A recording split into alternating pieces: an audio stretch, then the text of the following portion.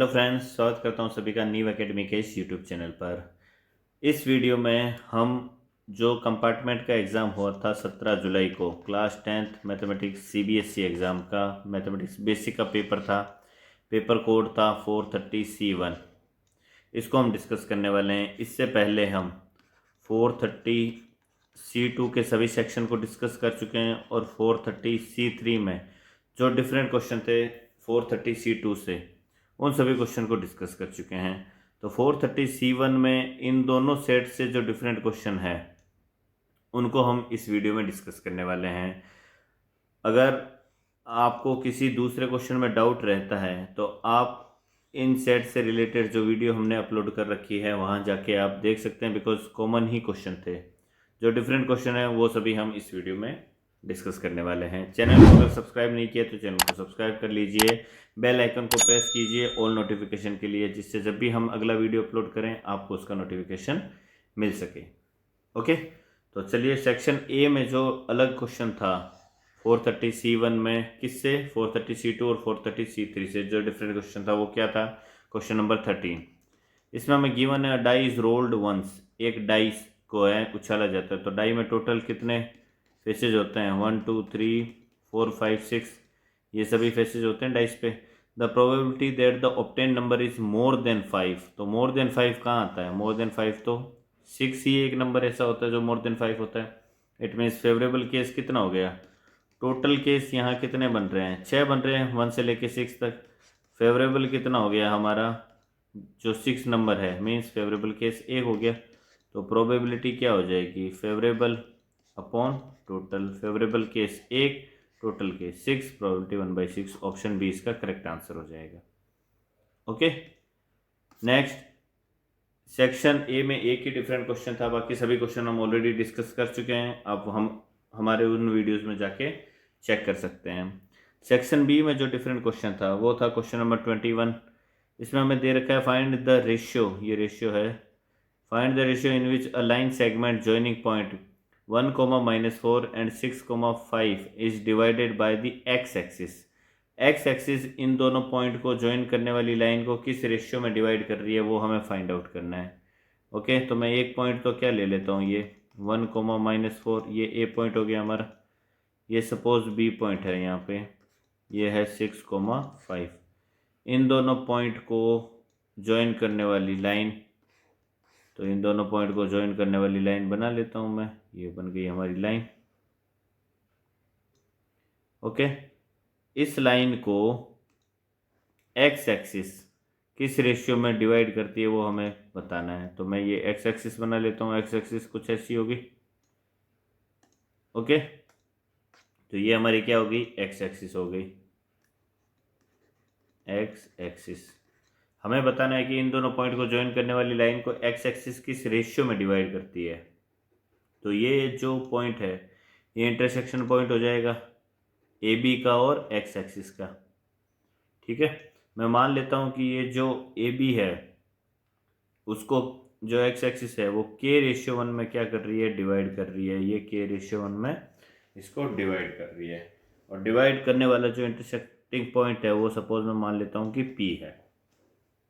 Okay, तो मुझे P के कोऑर्डिनेट निकालने हैं। तो P के कोऑर्डिनेट कैसे निकलेंगे? सेक्शन फॉर्मूला अप्लाई करना है। क्या होता है सेक्शन फॉर्मूला? जब भी k/1 में अगर ये सपोज पॉइंट में x1, y1 मान लो और ये पॉइंट x2, y2 मान लेता हूँ, तो k/1 में अगर डिवाइड कर रहा है तो P पॉइंट का जो x कोऑर्डिनेट है वो क्या होगा? k × x2 + 1 × x1 upon k+1। ये x कोऑर्डिनेट आ जाएगा। y कोऑर्डिनेट क्या आएगा? k of y2 + y1 upon k+1। Okay, तो अब हमें x1 और x2 की वैल्यू पुट करनी है इसमें। p k × x2, x2 कितना है? 6, मीन्स ये हो जाएगा 6k प्लस x1 कितना है? 1 upon k+1, comma k × y2, y2 कितना है? 5, means 5k plus 1 × y1, y1 कितना है? -4 अपॉन k+1। ये आ गया। ये जो पॉइंट P है वो इन दोनों का इंटरसेक्टिंग पॉइंट है। इट मीन्स मैं ये कह सकता हूँ पॉइंट P जो है वो एक्स एक्सिस पर भी तो होगा। और एक्स एक्सिस पे कोई भी पॉइंट होता है उसका एक्स कोऑर्डिनेट एक्स अगर ले लेता हूँ तो वाई कोऑर्डिनेट ऑलवेज क्या होगा, जीरो होगा। एक्स एक्सिस पे कोई भी पॉइंट ले लो उसका वाई कोऑर्डिनेट ऑलवेज क्या होगा, जीरो होगा। तो ये जो पॉइंट पी है इसका वाई कोऑर्डिनेट क्या होना चाहिए, जीरो होना चाहिए। ठीक है, इट मीन्स ये क्या है इस पॉइंट पी का वाई कोऑर्डिनेट, और इसको हमें क्या करना है, जीरो के इक्वल करना है। तो इसको जीरो के इक्वल पुट कर दो। 5k माइनस 4 अपॉन के प्लस 1 जो है इसको जीरो के इक्वल पुट करना है। तो के प्लस 1 इधर जीरो से मल्टीप्लाई होगा, जीरो हो जाएगा। आपके पास में क्या आ जाएगा, 5k minus 4 equal to zero. तो यहाँ से के की वैल्यू क्या आ जाएगी, के इज इक्वल टू आ जाएगा 4/5। तो आपका रेशियो क्या है, के रेशियो 1 है ना। के की वैल्यू कितनी है, 4/5 इंटू 1 करोगे तो ये क्या आ जाएगा, 4/5 ही आ जाएगा। इट मीन्स ये जो रेशियो बनेगा आपका वो क्या बनेगा, 4:5। ये आपका इसका आंसर हो जाएगा। नेक्स्ट जो डिफरेंट क्वेश्चन था, सेक्शन बी में एक ही डिफरेंट क्वेश्चन था। सेक्शन सी में जो डिफरेंट क्वेश्चन है वो देख लेते हैं। सेक्शन सी में जो अलग क्वेश्चन है वो है क्वेश्चन नंबर 27। इसमें हमें दे रखा है find the zeros of the polynomial x square minus 11x plus 18 and verify the relationship between the zeros and the coefficient. तो हमें एक पोलिनोमियल सपोज गिवन है पी एक्स इक्वल टू क्या दे रखा है, x square minus 11x plus 18। हमें इसके क्या करना है, फैक्टर बनाने हैं। तो फैक्टर बनाने के लिए क्या करोगे, कांस्टेंट टर्म को स्क्वायर वाली टर्म से मल्टीप्लाई करते हैं। तो क्या आ रहा है, 18 ऑफ एक्स स्क्वायर, 18x² को 2 पार्ट में स्प्लिट करना है, जिनको ऐड करने पे क्या है, -11x आ जाए। ठीक है, तो 2 पार्ट कौन से हो जाएंगे फिर, 9x और 2x। मल्टीप्लाई करने पे +18x² आ रहा है और ऐड करने पे माइनस आ रहा है, तो ये दोनों ही आप क्या ले लो, माइनस के ले लो। ओके, तो x² minus 9x minus 2x plus 18, ये क्या बन गए, इसके स्प्लिट कर दिया 11x को। फर्दर x² माइनस 9x से x कॉमन आ गया, x माइनस 9 बच गया। यहाँ से क्या कॉमन आएगा, -2 कॉमन आ जाएगा, x माइनस 9 बच जाएगा। तो x माइनस 9 ओवरऑल कॉमन आ गया। फर्स्ट टर्म में x बचेगा, सेकंड टर्म में -2 बचेगा। x माइनस 9 कॉमन आने के बाद में ये हमारे क्या हो गया, px हो गया। अब px को क्या करना है, जीरो के इक्वल पुट करना है, तभी तो हमें जीरोस फाइंड आउट होंगे। अगर किसी भी पोलिनोमियल के जीरोस फाइंड आउट करने हैं तो उस पोलिनोमियल को जीरो के इक्वल पुट कर दो। तो पोलिनोमियल को जीरो के इक्वल पुट किया तो हमारा पोलिनोमियल का फैक्टर क्या बनने हैं, x माइनस 9 x माइनस 2, ये क्या होगा, जीरो के इक्वल। तो एक बार x माइनस 9 को जीरो के इक्वल पुट करना है, एक बार x माइनस 2 को क्या करना है, आपको जीरो के इक्वल पुट करना है। तो x माइनस 9 जीरो के इक्वल पुट करूँगा तो x की वैल्यू यहाँ से क्या आएगी, 9 आ जाएगी, और यहाँ से x की वैल्यू क्या आ जाएगी, 2 आ जाएगी। अब आपको क्या निकालना है, वेरीफाई भी करना है। जीरोज हमने निकाल लिए, 9 और 2 क्या आ गए, जीरोज आ गए। वेरीफाई करना है, तो वेरीफाई करने के लिए आप क्या करो, सबसे पहले सम निकाल लो। Sum of zeros, sum of zeros क्या आएगा, 9 प्लस 2 मीन्स 11। ओके, अब ये जो 11 आया है मैं इसको ऐसे भी लिख सकता हूँ, -11 अपॉन 1। ओके, और इसको मैं फर्दर कैसे लिख सकता हूँ, -11 क्या है, देखो यहाँ पे coefficient of x, coefficient of x upon 1 क्या है, कोफिशिएंट ऑफ x² लिख सकता हूँ मैं इसको, बिल्कुल लिख सकते हैं। तो सम जो है वो वेरीफाई हो गया, किसके इक्वल आ रहा है, -b/a के इक्वल आ रहा है।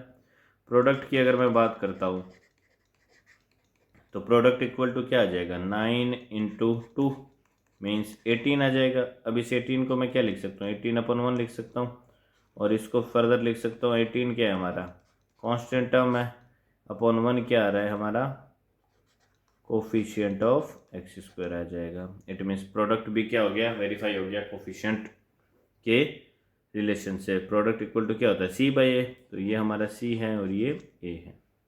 ओके, तो इस तरीके से आपको इसको वेरीफाई करना था। नेक्स्ट डिफरेंट क्वेश्चन जो है वो सेक्शन डी में था। क्या है क्वेश्चन, क्वेश्चन नंबर 33 ए पार्ट है। इसमें 2 ऑप्शन थे, आपको दोनों में से कोई एक सॉल्व करना था। तो solve the pair of linear equation 2x minus Y equal to 2 and 4x minus Y equal to 4 graphically. आपको इनको ग्राफिकली सॉल्व करना है। तो ग्राफिकली सॉल्व करने के लिए सबसे पहले तो आप क्या निकालो, इन लाइंस पे पॉइंट निकाल लो। तो पॉइंट निकालने के लिए हमें क्या करना है, देखो किसी भी लाइन को ड्रॉ करने के लिए हमें कोई भी 2 पॉइंट चाहिए होते हैं। अगर 2 पॉइंट आ गए, इन दोनों पॉइंट को मैं अगर ज्वाइन कर दूंगा तो हमारी लाइन का ग्राफ आ जाएगा। ओके, तो सबसे इजी मेथड क्या है? सबसे इजी मेथड है, इस लाइन में आप एक बार क्या कर दो, x को 0 कर दो। तो x को 0 पुट करोगे तो y की वैल्यू कितनी आ जाएगी? -2 आ जाएगी। ओके, एक बार y को 0 कर दो, y को 0 पुट करोगे तो 2x = 2 आ जाएगा, मीन्स x की वैल्यू 1 आ जाएगी। अब इस लाइन की बात करता हूँ। इस लाइन के लिए टेबल बना लेते हैं। वही सेम काम करना है जो अभी किया है अपन ने। ये x है, ये y है। एक बार x को 0 पुट करेंगे, y की वैल्यू -4 आ गई। एक बार y को 0 पुट करेंगे, x की वैल्यू 1 आ गई। ठीक है, तो दोनों लाइनों पे हमने 2-2 पॉइंट निकाल लिए। अब इसका ग्राफ बनाना है तो ग्राफ बना लेते हैं। ये हमारा ग्राफ बना लेता हूँ मैं। ये सपोज y एक्सिस है और ये सपोज x एक्सिस है। ठीक है, ये पॉजिटिव y होगा, इस तरफ नेगेटिव y होगा, इस तरफ पॉजिटिव x होगा और इस तरफ नेगेटिव x होगा। अब हमें पॉइंट क्या है? पहला पॉइंट है 0, -2। तो सपोज ये -1 है, ये -2 है, ये -3 है, ये -4 है। ओके, -1, -2, -3, -4 आपको ग्राफ पेपर पे बनाना है। ये सपोज +1 है, x की वैल्यू +2 है, +3 है, +4 है। ये -1, -2, -3, -4। ये y की वैल्यू +1, +2, +3, +4। ओके, तो ये आ गया हमारा 1, 2, 3, 4। ये -1, -2, -3, -4। ये 1, 2, 3, 4। फर्स्ट पॉइंट है x की वैल्यू 0, y की वैल्यू -2। तो x की वैल्यू 0 और y की वैल्यू -2 कहाँ होगी? x 0 कहाँ होता है? y एक्सिस पर, और y वहाँ पे कितना है? -2। तो एक पॉइंट तो ये आ गया फर्स्ट पॉइंट। सेकेंड पॉइंट है हमारा x की वैल्यू 1, y की वैल्यू 0। तो x की वैल्यू 1, y की वैल्यू 0 कहाँ होगी? यहाँ पे होगी। तो ये 2 पॉइंट हमारे पास में आ गए। अब इन दोनों पॉइंट को क्या करना है? ज्वाइन करना है। तो इन दोनों पॉइंट को ज्वाइन कर देते हैं। ज्वाइन करने पे हमारी क्या आ जाएगी? लाइन की इक्वेशन आ जाएगी, सॉरी लाइन का ग्राफ आ जाएगा। तो ये मैंने इस तरीके से इन दोनों पॉइंट को ज्वाइन करवा दिया। ओके, सेकंड जो लाइन है उसमें पॉइंट क्या है? एक पॉइंट 0, x की वैल्यू 0, y की वैल्यू -4। तो x की वैल्यू 0, y की वैल्यू -4 तो यहाँ होगी। ओके, और सेकंड पॉइंट है x की वैल्यू 1 और y की वैल्यू 0। तो ये पॉइंट तो यही वाला पॉइंट होगा हमारा। ठीक है, तो कॉमन सॉल्यूशन तो यही आ गया हमारा 1, 0। जहाँ दोनों ग्राफ कट होंगे वही तो हमारा क्या होगा? सॉल्यूशन होगा इसका। ओके, तो अब इन दोनों पॉइंट को हम मिला देते हैं। दोनों पॉइंट को मिलाएंगे तो इसका ग्राफ कुछ ऐसा आ जाएगा।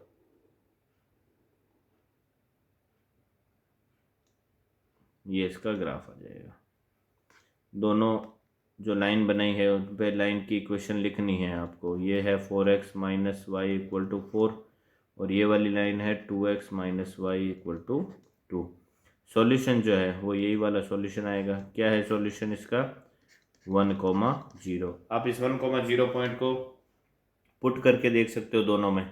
दोनों लाइन क्या करेगी? इसको सेटिस्फाई करेगी। क्यों? क्योंकि ये देखो 1, 0, 1, 0 दोनों में सॉल्यूशन आ ही रहा है। ठीक है, तो इस तरह इससे इसको ग्राफिकली आपको सॉल्व करके बताना था। नेक्स्ट इसी का बी पार्ट।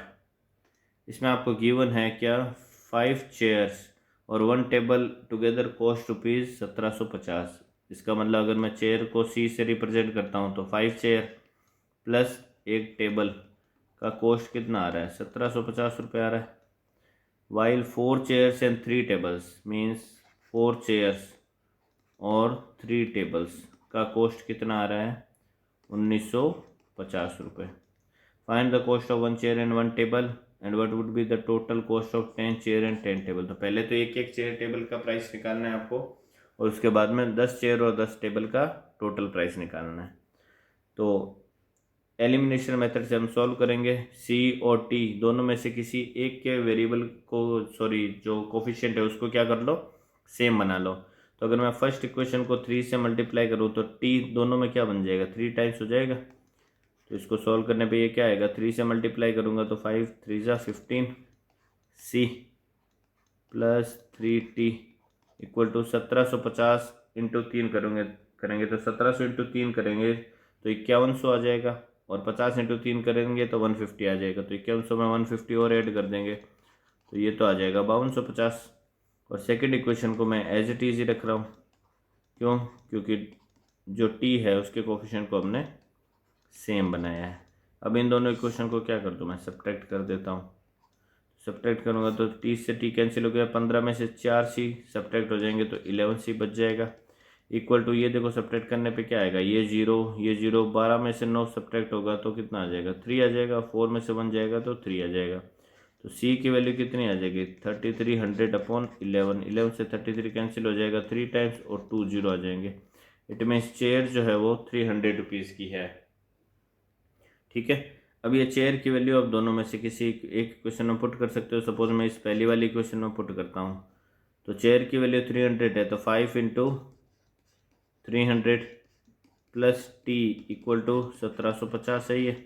तो टी की वैल्यू क्या आ जाएगी, 1750 माइनस 5 इंटू 300 कितना हो जाएगा, 1500। तो ये माइनस हो जाएगा 1500। तो टेबल जो है वो हमारे कितने की आ जाएगी फिर, 250 रुपये की। तो ये एक टेबल और एक चेयर का प्राइस आ गया। हमें किसका निकालना है, 10 चेयर और 10 टेबल का। तो 10 चेयर प्लस 10 टेबल का टोटल प्राइस कितना आ जाएगा, 10 बाहर ले लूँ मैं, एक चेयर प्लस टेबल बन जाएगा।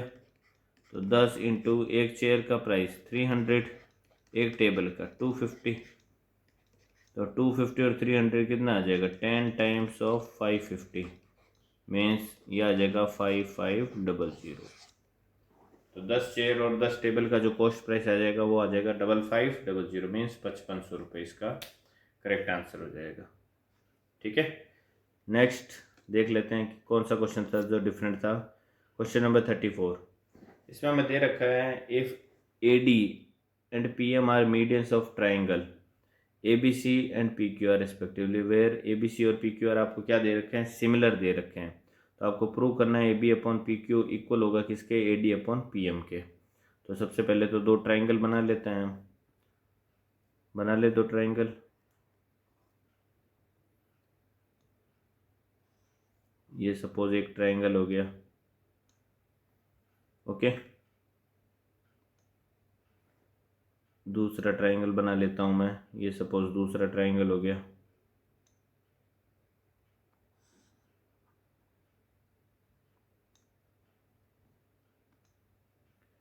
अब इनमें ए डी और पी एम क्या है, मीडियंस है। तो ये सपोज मैं यहाँ अगर ए बी सी लिखता हूँ, ये ए बी सी है और ये क्या है, पी क्यू आर है हमारा। ठीक है, मीडियन बना लेता हूँ मैं। ये सपोज ए डी जो है वो इसमें मीडियन है, ओके। और पी एम जो है वो पी क्यू आर में मीडियन है, तो ये पी एम जो है वो मीडियन आ जाएगी। ठीक है, एक सेकेंड, ये वाली जो है ये मैंने परपेंडिकुलर ले ली। मीडियन जो होती है वो सामने वाली साइड को क्या करती है, दो इक्वल पार्ट में डिवाइड करती है, तो ये कुछ ऐसी आएगी, ओके। अब इनको नोमेनक्लेचर कर देते हैं, ये ए डी है और ये पी एम है। हमें प्रूव करना है ये दोनों ट्राइंगल हमें क्या दे रखे हैं, सिमिलर दे रखे हैं। देखो दोनों ट्राइंगल सिमिलर गिवन है, आपको प्रूव करना है A B upon P Q जो है वो ए डी और पी एम के रेशियो के इक्वल है। तो सबसे पहले तो अगर ये दोनों ट्राइंगल सिमिलर है तो मैं इसमें बेसिक प्रोपोर्शनलिटी थ्योरम लगा सकता हूँ, या करस्पॉन्डिंग साइड्स का रेशियो जो है वो एक दूसरे के इक्वल ले सकता हूँ, है ना। तो अगर ये दोनों ट्राइंगल एक दूसरे के सिमिलर है तो मैं करस्पॉन्डिंग साइड का अगर रेशियो लूँ, A B upon P Q equal होगा किसके, A C upon P R के, और ये इक्वल होगा फर्दर किसके, B C upon Q R के। ठीक है, ये सपोज इक्वेशन मेरी फर्स्ट हो गई, ओके। अब ये अगर ट्राइंगल सिमिलर है तो इनके करस्पॉन्डिंग एंगल जो है वो भी एक दूसरे के इक्वल होंगे। तो एंगल ए जो है वो इक्वल होगा एंगल पी के, एंगल बी जो है वो इक्वल होगा एंगल क्यू के, और एंगल सी जो है वो इक्वल होगा एंगल आर के। सपोज ये हमारी इक्वेशन सेकंड हो गई। ओके, जो हमें दे रखा है अभी तक हमने उसी को यूज़ किया है। दोनों ट्रायंगल एक दूसरे के सिमिलर दे रखे हैं, तो सिमिलर के केस में करस्पॉन्डिंग साइड का रेशियो भी सेम होता है और करस्पॉन्डिंग एंगल जो है वो भी क्या होंगे, एक दूसरे के इक्वल होंगे। ठीक है, अब हमें क्वेश्चन में क्या दे रखा है, देखो एडी और पीएम मीडियन है, तो मीडियन जो होती है वो अपोजिट साइड को दो इक्वल पार्ट में डिवाइड करेगी। इट मीन्स मैं ये कह सकता हूँ कि जो बीडी होगा वो डीसी के इक्वल होगा और जो क्यूएम होगा वो एमआर के इक्वल होगा। ओके, या फिर मैं इसको फर्दर ऐसे भी लिख सकता हूँ कि जो ये बीडी है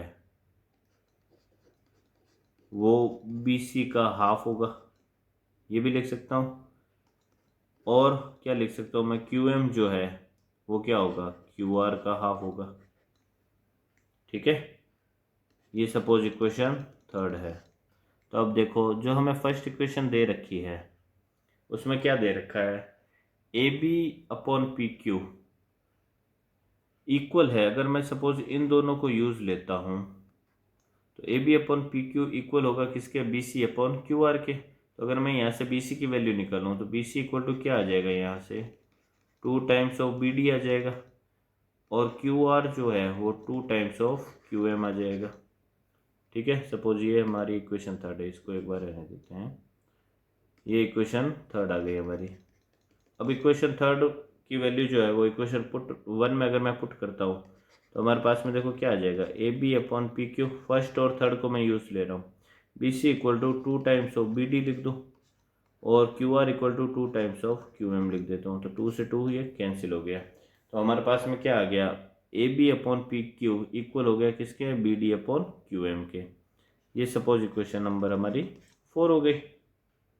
ओके, अब मैं बात करता हूँ, क्योंकि हमें ए डी और पी एम को इंट्रोड्यूस करना है यहाँ पे, तो ए डी और पी एम को इंट्रोड्यूस करना है तो मैं इस ट्राइंगल और इस ट्राइंगल को क्या करवा देता हूँ, सिमिलर करवा देता हूँ। कैसे सिमिलर होगा, देखो एक तो हमें ये एंगल एंगल बी और एंगल क्यू क्या दे रखा है, एक दूसरे के इक्वल दे रखा है। ठीक है, और हमने क्या कर दिया, हमने ये देखो करस्पॉन्डिंग साइड जो है इन ट्राइंगल की, A B upon P Q, equation 4 से ए बी और पी क्यू करस्पॉन्डिंग साइड है, और बी डी और क्यू एम क्या हो गई, करस्पॉन्डिंग साइड हो गई। तो अगर मैं बात करता हूँ, देखो ट्राइंगल ए बी डी